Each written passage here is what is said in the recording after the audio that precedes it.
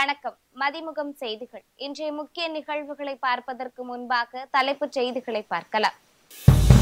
இந்திய அளவில் பொருளாதார வளர்ச்சியில் தமிழகம்தான் நம்பர் 1. கூட்டத்தொடரின் கடைசி நாளில் முதலமைச்சர் ஸ்டாலின் பெருமிதம். கடன் பெற்றவர்களிடம் கட்டாய வசூல் செய்தால் 3 ஆண்டு வரை சிறை தண்டனை. கட்டாய கடன் வசூல் தடுப்பு மசோதா சட்டப்பேரவையில் தாக்கல்.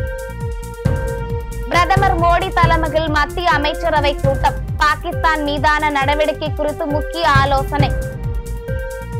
எதிர்கட்சியினரை பழிவாங்கவே அமலாக்கத்துறை பயன்படுத்தப்படுகிறது. பாஜகவின் கைப்பாவையாக மாறிவிட்டதாகவும் செல்வ பெருந்தகை குற்றச்சாட்டு.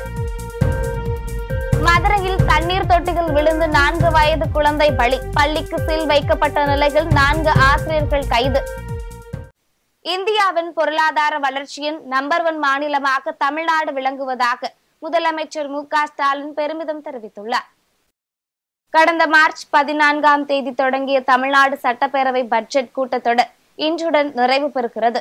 இறுதி நாளான இன்று காவல்துறை மானிய கோரிக்கைகளுக்கு சட்டப்பேரவையில் முதலமைச்சர் மு.க. ஸ்டாலின் பதிலளித்தார். அதில் தமிழ்நாட்டில் ஆண்டுதோறும் செப்டம்பர் 6ஆம் தேதி காவலர் நாளாக கொண்டாடப்படும் என்றும் சிறப்பாக செயல்படும் காவல்துறையினருக்கு அன்றைய தினம் பதக்கம் வழங்கப்படும் எனவும் அறிவித்தார். தனி நாளை கொண்டாடுவதற்காக காவலரின் சேவைகளை போற்றி பாராட்டிட முதலாக 1859 மெட்ராஸ் மாவட்ட காவல் சட்டத்தை நிறைவேற்றி நவீன மற்றும் அமைப்பு ரீதியான காவலத்தை தோற்றுவிக்கப்பட்ட செப்டம்பர் 6ஆம் நாள் இனி ஆண்டுதோறும் காவலர் நாள் செப்டம்பர் 6ஆம் நாள் கொண்டாடப்படும். இதனைத் தொடர்ந்து தமிழ்நாட்டில் திமுக செய்த சாதனைகளை பட்டியலிட்ட முதலமைச்சர் இதுவரை நிறைவேற்றப்பட்ட திட்டங்கள், செய்துள்ள சாதனைகளால் 7வது முறையும் திமுக தான் ஆட்சி அமைக்கும் என உறுதியளித்தார். இந்த நேரத்தில் இதுவரை செயல்படுத்தி இருக்கக்கூடிய திட்டங்களால், செஞ்சிருக்கக்கூடிய சாதனைகளால் 7வது முறையும் தமிழ்நாட்டில் திமுக ஆட்சிதான் அமையும் என்ற நம்பிக்கை எனக்கு நிறையவே இருக்கிறது. தொடர்ந்து பேசிய அவர், அதிமுக ஆட்சியாளர்கள் செய்த நிர்வாக சீர்கேட்டால் கட்டாந்தரையில் ஊர்ந்த நிர்வாக கட்டமைப்பை திமுக தலைநிமிர செய்துள்ளதாகவும் கூறினார். கடன் பெற்றவர்களிடம் வலுக்கட்டாயமாக பணம் வசூலித்தார். 3 ஆண்டுகள் வரை சிறை தண்டனை விதிக்கப்படும் மசோதா இன்று சட்டப்பேரவையில் நிறைவேற்றப்பட்டது. சட்டப்பேரவையில் கடந்த 2 நாட்களுக்கு முன்பு கட்டாய கடன் வசூல் தடுப்பு மசோதாவை சட்டப்பேரவையில் துணை முதலமைச்சர் உதயநிதி ஸ்டாலின் தாக்கல் செய்தார். அந்த மசோதா மீதான விவாதம் இன்று சட்டப்பேரவையில் நடைபெற்ற பின் மசோதா தாக்கல் செய்யப்பட்டது. இதன்படி வலுக்கட்டாயமாக பணம் வசூல் செய்தால் பிணைகள் வெளிவராதபடி சிறை தண்டனை விதிக்கப்படும் என்றும், கடன் பெற்றவர் தற்கொலை செய்து கொண்டார் கடன் கொடுத்த நிறுவனமே தற்கொலைக்கு தூண்டியதாக கருதப்படும் என்றும் தெரிவிக்கப்பட்டுள்ளது. மேலும் கடன் பெற்றவரை மிரட்டுவது, பின்தொடர்வது போன்ற குற்றங்களில் ஈடுபட்டால் 3 ஆண்டு சிறை மற்றும் 5 லட்சம் வரை அபராதம் விதிக்கப்படும் என்றும் மசோதாவில் கூறப்பட்டுள்ளது. கடன் பெற்றவர்களின் ஆவணங்களை வெளியிடுவது, சேகரிப்பது உள்ளிட்ட வீடு மற்றும் அலுவலகங்களுக்கு சென்று மிரட்டுவது போன்றவற்றில் ஈடுபடுபவர்களுக்கு சிறை தண்டனை விதிக்கப்படும் என்றும் கூறப்பட்டுள்ளது. கூட்டு பொறுப்பு குழுக்கள் ஆகியவற்றிற்கு கடன் வழங்குகின்ற தொழிலில் ஈடுபட்டுள்ள பணக்கடன் வழங்குகின்ற நிறுவனங்களுடைய வலுக்கட்டாய வசூலிப்பு முறையால் ஏற்படும் மிகுந்த இன்னல்களிலிருந்து பொருளாதாரத்தில் பின்தங்கிய மற்றும் நலிவடைந்த பிரிவினை பாதுகாக்க இந்த சட்ட முன்வடிவு கொண்டு வரப்பட்டிருக்கிறது.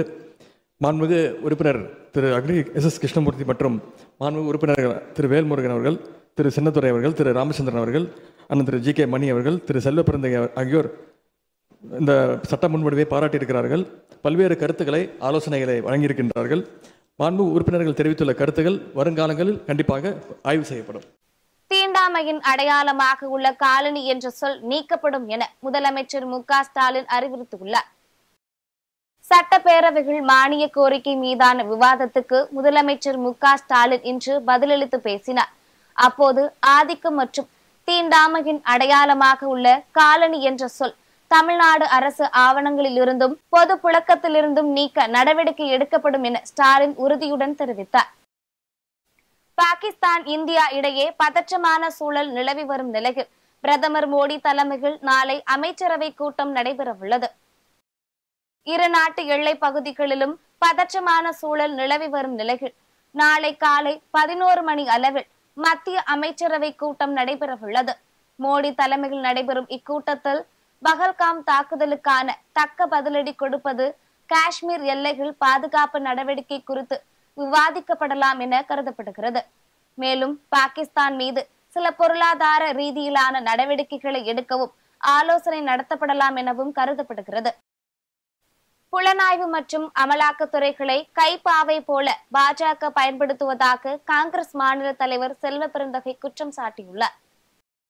2010 காமன்வெல்த் போட்டியின் ஊழல் நடைபெற்றதாக தொடரப்பட்ட வழக்கில் சுரேஷ் கல்மாடிக்கு எதிரான வழக்கு முடித்து வைக்கப்பட்டுள்ளதாக அமலாக்கத்துறை அறிவித்துள்ளது. இது குறித்து அறிக்கை வெளியிட்டுள்ள காங்கிரஸ் மாநில தலைவர் செல்வ பெருந்தகை, சுரேஷ் கல்மாடிக்கு எதிரான குற்றச்சாட்டை நிரூபிக்க புலனாய்வுத்துறை மற்றும் அமலாக்கத்துறை தவறிவிட்டதாக தெரிவித்தார். இந்த தீர்ப்பு பாஜகவின் அவதூறான ஊழல் அரசியலுக்கு விழுந்த சம்மட்டி அடி என்றும் அவர் குறிப்பிட்டுள்ளார். பதிவு செய்யப்பட்ட 93% வழக்குகள் எதிர்க்கட்சிகள் மீது பாஜக தூண்டுதலின் பேரில் தொடுக்கப்பட்ட வழக்குகள் என்றும் இதில் தண்டனை விகிதம் 2% கூட இல்லை எனவும் அவர் குறிப்பிட்டுள்ளார். புலனாய்வு மற்றும் அமலாக்கத்துறைகளை கைப்பாவையாக பாஜக பயன்படுத்துவதாகவும் அவர் குற்றம் சாட்டினார். மதுரையில் மழலையர் பள்ளியில் தண்ணீர் தொட்டியில் விழுந்து 4 வயது குழந்தை பலியான நிலையில் பள்ளிக்கு அதிகாரிகள் சீர் வைத்துள்ளனர். மதுரை KK நகர் பகுதியில் ஸ்ரீ கிண்டர் கார்டன் மழலையர் பள்ளி ஒன்று செயல்பட்டு வருகிறது. இந்த பள்ளியில் நண்பர்களுடன் விளையாடி கொண்டிருந்த போது 4 வயது சிறுமி திறந்திருந்த தண்ணீர் தொட்டியில் தவறி விழுந்தார். 30 நிமிடத்திற்கும் மேலாக தண்ணீர் தொட்டியில் பரிதவித்த சிறுமியை அங்கிருந்தவர்கள் மீட்டனர். ஆபத்தான நிலையில் மருத்துவமனையில் அனுமதிக்கப்பட்ட சிறுமி தீவிர சிகிச்சை அளித்தும் பலனின்றி உயிரிழந்துள்ளார். இந்த சம்பவம் தொடர்பாக மழலையர் பள்ளி ஆசிரியர்களிடம் மதுரை மாநகர துணை கமிஷனர் அனிதா விசாரணை நடத்தினார். இதில் பள்ளி நிர்வாகத்தின் அலட்சியமே சம்பவத்துக்கு காரணம் என்பது உறுதி செய்யப்பட்டது. இதையடுத்து பள்ளி உரிமையாளர் திவ்யா பத்ரலட்சுமி கைது செய்யப்பட்டார். பள்ளிக்கு சீல் வைக்கப்பட்ட நிலையில் 4 ஆசிரியர்கள் கைது செய்யப்பட்டுள்ளனர். ஏடிஎம்களில் 100 மற்றும் 200 ரூபாய் நோட்டுகள் கண்டிப்பாக இருக்க வேண்டும் என்று வங்கிகளுக்கு ரிசர்வ் வங்கி அறிவுறுத்தியுள்ளது. பண மதிப்பீட்டு இழப்பிற்கு பின் பொதுவாக அனைத்து வங்கி ஏடிஎம்களிலும் 2000 ரூபாய் மற்றும் 500 ரூபாய் நோட்டுகள் தான் அதிக அளவில் புழக்கத்தில் இருந்தது. கடந்த சில மாதங்களுக்கு முன்பு அனைத்து 2000 ரூபாய் நோட்டுகளையும் ரிசர்வ் வங்கி திரும்ப பெற்ற நிலையில் தற்போது 500 ரூபாய் நோட்டுகள் மட்டுமே ஏடிஎம்களில் கிடைக்கிறது. இதன் காரணமாக ஏராளமான மக்கள் குறைவான மதிப்புடைய நோட்டுகள் பெற முடியாமல் சிரமமடைந்து வருகின்றனர். இது தொடர்பாக அறிவிப்பு ஒன்றை வெளியிட்டுள்ள ரிசர்வ் வங்கி, ஏடிஎம்களில் 100 மற்றும் 200 ரூபாய் நோட்டுகள் இருப்பதை உறுதி செய்யுமாறு வங்கிகள் மற்றும் ஏடிஎம் ஆபரேட்டர்களுக்கு அறிவுறுத்தியுள்ளது. இதை படிப்படியாக அமல்படுத்த வேண்டும் என கூறப்பட்டுள்ளது. அந்த வகையில் 75% ஏடிஎம்களில் வரும் செப்டம்பர் 30ஆம் தேதிக்குள் குறைந்தபட்சம் ஏடிஎம் லாக்கரின் ஒரு அறையிலாவது 100 மற்றும் 200 ரூபாய் நோட்டுகள் இருப்பதை உறுதி செய்ய வேண்டும் என்றும் தெரிவிக்கப்பட்டுள்ளது. மேலும் அடுத்த ஆண்டு மார்ச் 31ஆம் தேதிக்குள் இந்த முறையை முழுமையாக வங்கிகள் உறுதி செய்ய வேண்டும் என்றும் அறிவுறுத்தியுள்ளது. பாலியல் குற்றங்களை தடுக்க இருபாலர் பள்ளிகளில் குறைந்தது 50% பணியாளர்கள் பெண்களாகவே இருக்க வேண்டும் என்று பள்ளி கல்வித்துறை அறிவுறுத்தியுள்ளது. அனைத்து வகை பள்ளிகளிலும் மாணவ மாணவிகளின் பாதுகாப்பை உறுதி செய்யும் சூழலை ஏற்படுத்தும் வகையில் பள்ளி கல்வித்துறை சில நடவடிக்கைகளை அறிவுறுத்தியுள்ளது. அந்த வழிகாட்டு நெறிமுறைகளின்படி மாணவிகள் பயணம் செய்யும் பள்ளி வாகனங்களில் பெண் உதவியாளர்கள் இருக்க வேண்டும். கலை நிகழ்ச்சி, சுற்றுலா நிகழ்ச்சிகளின் போது பெண் ஆசிரியர்களே மாணவிகளை அழைத்து செல்ல வேண்டும். விடுதிகளில் வெளிநபர்களை அனுமதிக்க கூடாது எனவும் குறிப்பிடப்பட்டுள்ளது. மேலும் பாலியல் குற்றங்கள் குறித்து புகார் வந்தவுடன் ஆசிரியர்கள் போலீசாரிடம் தெரிவிக்க வேண்டும் என்றும், மாணவியரின் கழிவறைகளை பெண் ஊழியர்களே சுத்தம் செய்ய வேண்டும் உள்ளிட்ட நெறிமுறைகளை பள்ளிகள் கடுமையாக பின்பற்ற வேண்டும் என பள்ளி கல்வித்துறை அறிவுறுத்தியுள்ளது. தீவிரவாதிகளுக்கும் சாதாரண மக்களுக்கும் இடையே இருக்கும் வித்தியாசத்தை புரிந்து கொண்டு ஒன்றிய அரசு செயல்பட வேண்டும் என முன்னாள் காஷ்மீர் முதலமைச்சர் மெஹபூபா கேட்டுக் கொண்டுள்ளார். இது தொடர்பாக எக்ஸ் வலைதளங்களில் கருத்து வெளியிட்டுள்ள அவர், ஒட்டுமொத்தமாக பாகிஸ்தானியர்களை நாடு கடத்துவது மனிதாபிமானமற்ற செயல் என குறிப்பிட்டுள்ளார். மேலும் ஒன்றிய அரசின் இந்த நடவடிக்கை கவலை அளிப்பதாகவும் கூறிய அவர், 40 ஆண்டு காலமாக சாமானிய மக்களாக இந்தியாவின் ஒரு பகுதியாக அவர்கள் இருந்து வருவதாகவும் குறிப்பிட்டுள்ளார். தீவிரவாதிகளுக்கும் சாதாரண மக்களுக்கும் இடையே இருக்கும் வித்தியாசத்தை புரிந்து கொண்டு ஒன்றிய அரசு செயல்பட வேண்டும் எனவும் இந்த முடிவை மறுபரிசீலனை செய்ய வேண்டும் எனவும் அவர் கேட்டுக் கொண்டுள்ளார். பகல்காம் தாக்குதலில் அனைவரையும் காப்பாற்றியவர்கள் இஸ்லாமியர்கள் தான் என்றும் அவர் குறிப்பிட்டுள்ளார். சென்னை முருகர் கோவிலில் அருள் வந்த ஒருவர் மீது மிளகாய் பொடி கரைசல் ஊற்றும் வழிபாடு நடைபெற்றது. சென்னையை அடுத்த பெரும்பாக்கம் வள்ளி தெய்வானை சமேத வெற்றிவேல் முருகன் கோவிலில் சித்திரை திருக்கார்த்திகை முன்னிட்டு சத்ரு சம்ஹார யாகம் வெகு விமர்சையாக நடைபெற்றது. முன்னதாக கணபதி ஹோமம் நடத்தப்பட்டது. அதைத் தொடர்ந்து அங்கு அருள் வந்த பக்தர் ஒருவர் மீது 1500 லிட்டர் மிளகாய் பொடி கரைசலை ஊற்றி அபிஷேகம் செய்யப்பட்டது. அதைத் தொடர்ந்து பால், தயிர் மற்றும் புஷ்பம் உள்ளிட்டவைகள் கொண்டு அபிஷேகம் செய்து அந்த பக்தருக்கு 50 அடியில் அழகு குத்தப்பட்டது. இந்நிகழ்ச்சியில் 3000த்திற்கும் மேற்பட்ட பக்தர்கள் கலந்து கொண்டு வள்ளி தெய்வானை முருகப்பெருமானை வழிபாடு செய்தனர். தருமபுரியில் பரோலில் வெளிவந்த ஆயுள் தண்டனை கைதியும் அவரது மனைவியும் சடலமாக மீட்கப்பட்ட சம்பவம் பெரும் பரபரப்பை ஏற்படுத்தியுள்ளது. தருமபுரி மாவட்டம் மதிக்கோன்பாளையம் கிராமத்தை சேர்ந்த ரமேஷ்குமார் கடந்த 5 ஆண்டுகளுக்கு முன்பு கொலை வழக்கில் கைதாகி ஆயுள் தண்டனை பெற்று சேலம் மத்திய சிறையில் அடைக்கப்பட்டார். இதையடுத்து கடந்த ஏப்ரல் 3ஆம் தேதி அன்று பரோலில் வெளியே வந்த ரமேஷ் தனது மனைவி மகாலட்சுமி குண்டலப்பட்டியில் உள்ள ஒரு தனியார் விடுதிக்கு அழைத்து சென்றுள்ளார். விடுதியில் ரமேஷ்குமார் தூக்கில் தொங்கிய நிலையிலும் மகாலட்சுமி உடலில் பல்வேறு இடங்களில் வெட்டு காயங்களுடன் சடலமாக கிடந்துள்ளார். தகவல் அறிந்து சென்ற காவல்துறையினர் இருவரின் உடல்களையும் கைப்பற்றி பிரேத பரிசோதனைக்காக தருமபுரி அரசு கல்லூரி மருத்துவமனைக்கு அனுப்பி வைத்தனர். மேலும் இந்த சம்பவம் தொடர்பாக காவல்துறையினர் வழக்கு பதிவு செய்து பல்வேறு கோணங்களில் விசாரணை மேற்கொண்டு வருகின்றனர். கடத்தப்பட்ட கண்ணாடி வியாபாரி சடலமாக மீட்கப்பட்ட சம்பவம் தேனியில் பெரும் பரபரப்பை ஏற்படுத்தியுள்ளது. கர்நாடக மாநிலம் பெங்களூருவை சேர்ந்த திலீப் கடந்த சில மாதங்களுக்கு முன் வியாபாரத்திற்காக தேனி மாவட்டம் ஆண்டிப்பட்டி வந்துள்ளார். அங்கு அவருக்கு முகேஷ் என்பவருடன் பழக்கம் ஏற்பட்டுள்ளது. இந்த நிலையில் கடந்த ஏப்ரல் 15ஆம் தேதி மர்ம நபர்கள் சிலர் அவரை கடத்தி சென்றுள்ளனர். இது குறித்து அவரது உறவினர்கள் தேனி மாவட்ட காவல் கண்காணிப்பாளர்களிடம் புகார் அளித்தனர். அதன் பேரில் காவல்துறையினர் வழக்கு பதிவு செய்து விசாரணை மேற்கொண்டனர். இதில் முகேஷ், முருகன், ஆகாஷ், முத்துப்பாண்டி உள்ளிட்ட 7 பேரை போலீசார் கைது செய்து விசாரணை மேற்கொண்டனர். அதில் போலி நகைகளை தங்க நகைகள் என திலீப் விற்பனை செய்ததும், இதனால் முகேஷ் என்பவருடன் தகராறு ஏற்பட்டது. அவர் அடித்து கொலை செய்யப்பட்டு சக்கரைப்பட்டியில் புதைக்கப்பட்டதும் தெரியவந்தது. இதனை அடுத்து வட்டாட்சியர், வருவாய்த்துறையினர் மற்றும் காவல்துறையினர் புதைக்கப்பட்ட திலீப்பின் உடலை மீட்டு உறவினர்களிடம் ஒப்படைத்தனர். பல்வேறு மாவட்டங்களில் நடைபெற்ற நிகழ்வுகளை களத்தில் மதிமுகம் பகுதியில் பார்க்கலாம்.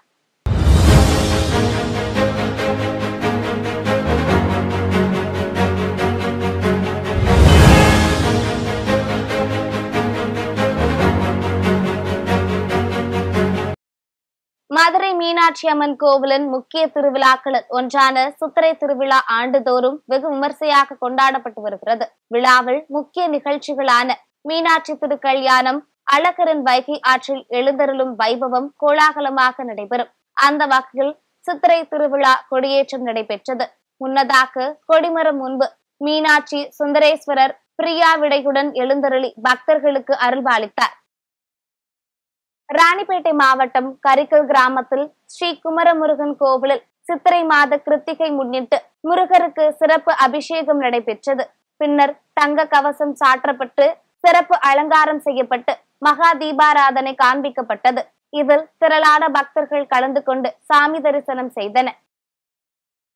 திருப்பத்தூர் மாவட்டம் செட்டியப்பனூர் சர்வீஸ் சாலையில் லாரி ஒன்று இருசக்கர வாகனத்தின் மீது மோதி விபத்துக்குள்ளானது. இதில் ரயான் அகமது பரிதாபமாக உயிரிழந்துள்ளார்.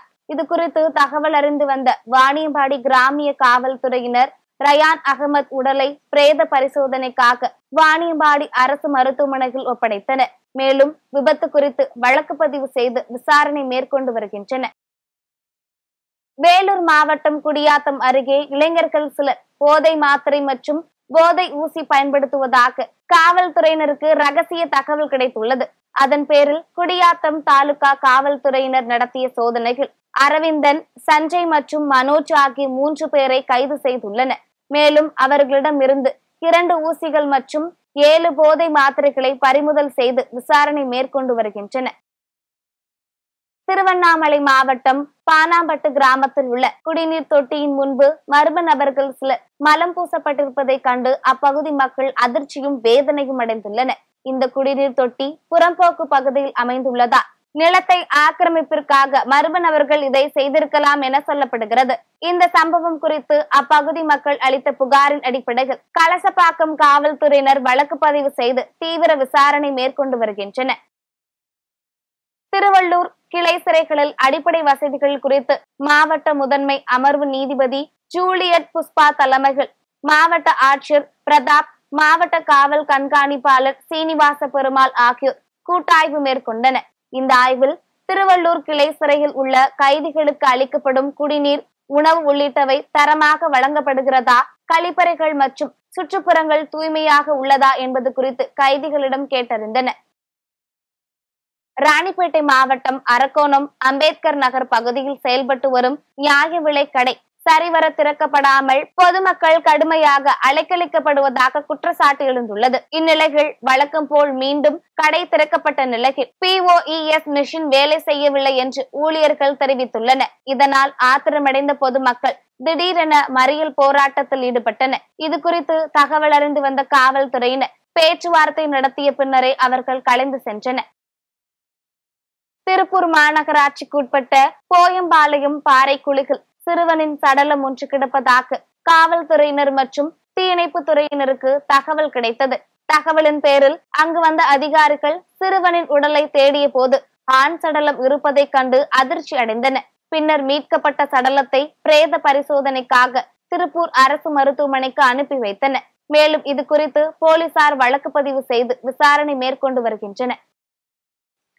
நகையை அடகு வைத்து பணம் வாங்கி தருவதாக ஏமாற்றிய பெண்ணை காவல்துறையினர் கைது செய்து விசாரணை மேற்கொண்டு வருகின்றனர்.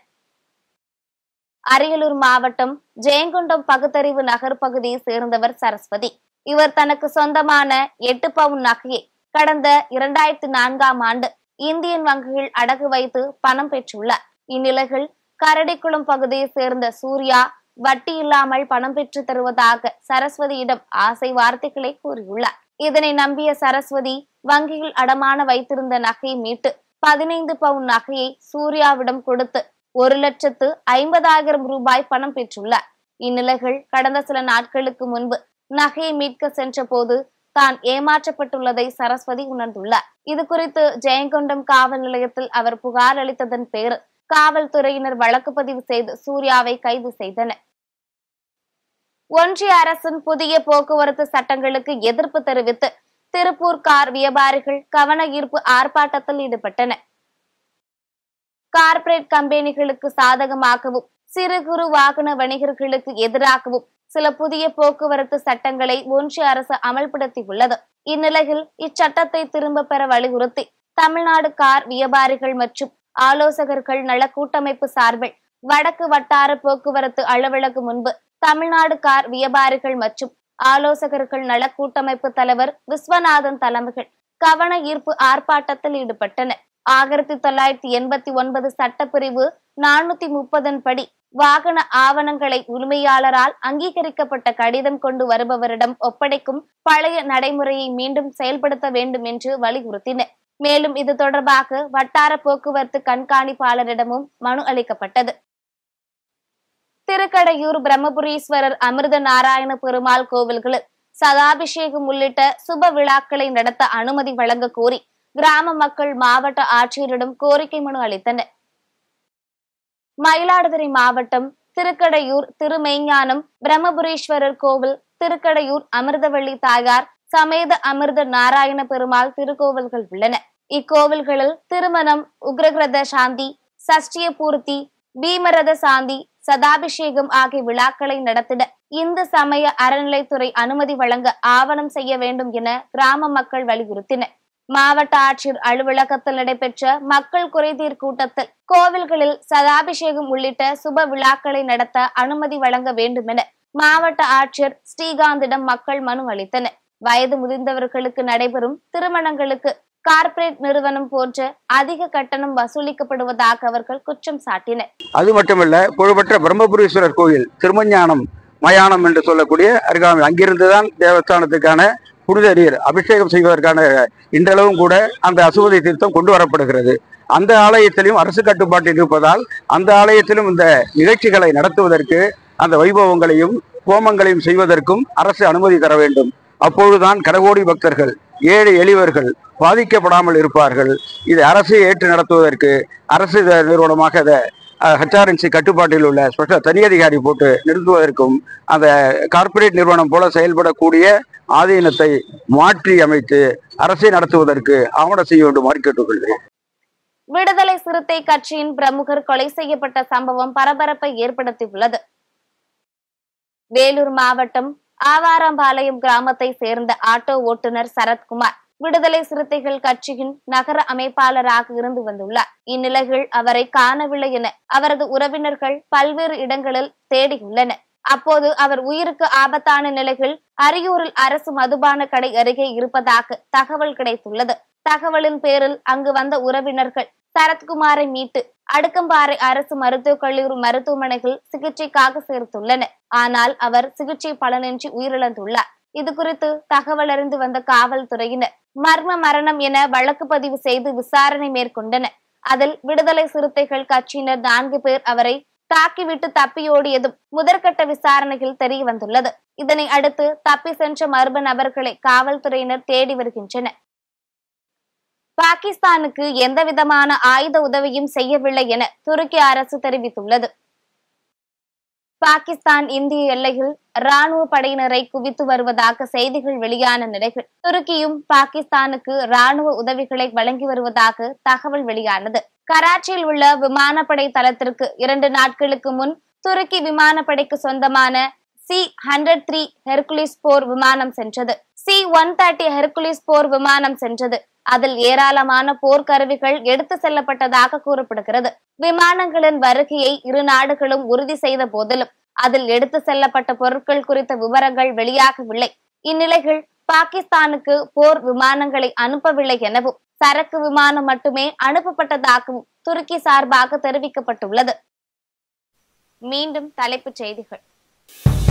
இந்திய அளவில் பொருளாதார வளர்ச்சியில் தமிழகம்தான் நம்பர் 1. கூட்டத்தொடரின் கடைசி நாளில் முதலமைச்சர் ஸ்டாலின் பெருமிதம். கடன் பெற்றவர்களிடம் கட்டாய வசூல் செய்தால் 3 ஆண்டு வரை சிறை தண்டனை. கட்டாய கடன் வசூல் தடுப்பு மசோதா சட்டப்பேரவையில் தாக்கல். பிரதமர் மோடி தலைமையில் மத்திய அமைச்சரவை கூட்டம். பாகிஸ்தான் மீதான நடவடிக்கை குறித்து முக்கிய ஆலோசனை. எதிர்கட்சியினரை பழிவாங்கவே அமலாக்கத்துறை பயன்படுத்தப்படுகிறது. பாஜகவின் கைப்பாவையாக மாறிவிட்டதாகவும் செல்வ பெருந்தகை குற்றச்சாட்டு. மதுரையில் தண்ணீர் தொட்டியில் விழுந்து 4 வயது குழந்தை பலி. பள்ளிக்கு சீல் வைக்கப்பட்ட நிலையில் 4 ஆசிரியர்கள் கைது. இத்துடன் செய்திகள் நிறைவடைந்தன. மீண்டும் செய்திகள் காலை 8 மணிக்கு. மேலும் செய்திகளை தெரிந்து கொள்ள மதிமுகம் பிரைம் யூடியூப் தளத்தில் இணைந்திருங்கள்.